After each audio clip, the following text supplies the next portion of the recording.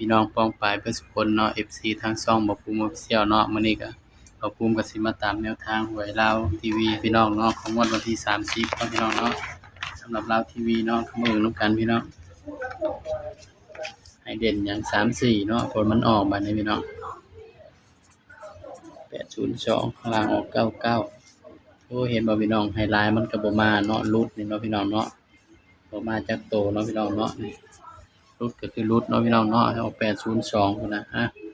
ตัวเลขก็มีเข้ามีหลุดเนาะพี่น้องเนาะเพราะฉะนั้นก็ไปกันต่อเนาะบัดนี้สำหรับมื้อนี้ก็ต้องขอโทษขออภัยเด้อพี่น้องเด้อหลุดเนาะไปตามกันต่อบัดนี้ ตามกันต่อของงวดวันที่31เนาะพี่น้อง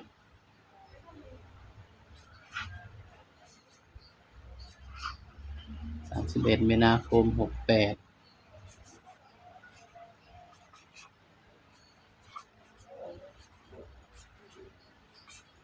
สำหรับหวยลาวทีวีเนาะพี่น้องเนาะนี่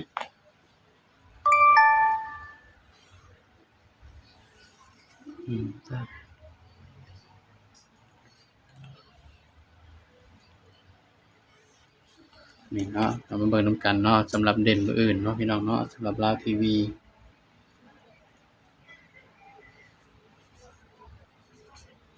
สำหรับเด่นเนาะเดี๋ยว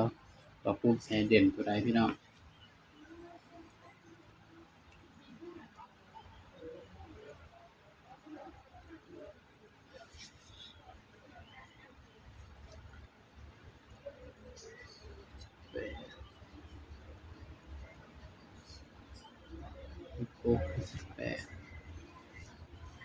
สำหรับเด่นเนาะพี่น้องเนาะเด่นมื้ออื่นเนาะสำหรับลาวทีวีเฮาเนาะพี่น้อง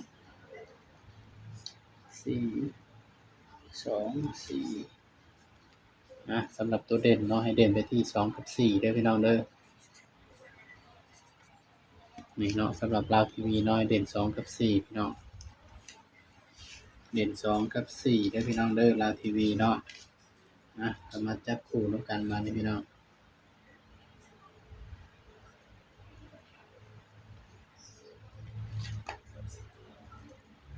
เด่น2กับ4เนาะพี่น้องก็มาจับคู่แล้วพี่น้องบาด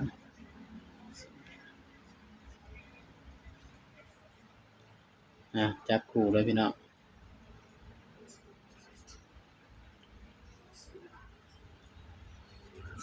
25 26 27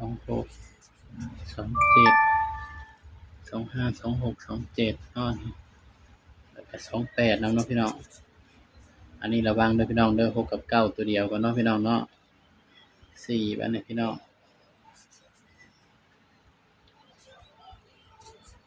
9 40 1 42นี่เด้อพี่น้องเด้อสำหรับลาวทีวีมื้ออื่นเนาะพี่น้องให้เด่นไปที่2เนาะพี่น้องเนาะนี่เด่นไปที่2เด้อพี่น้องเด้อกันไว้เนาะคือ29เด้อพี่น้องตัวกันเนาะ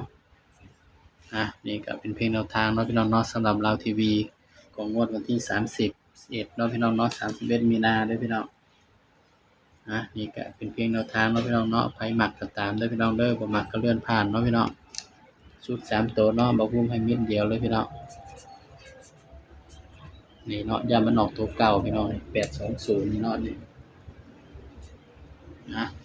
สำหรับคลิปนี้เนาะก็ฝากไว้เพียงเท่านี้เนาะพี่น้องเนาะอย่าลืมกดไลค์กดแชร์กดติดตามบ่ภูมิ Official เด้อพี่น้องเด้อสบายดีครับ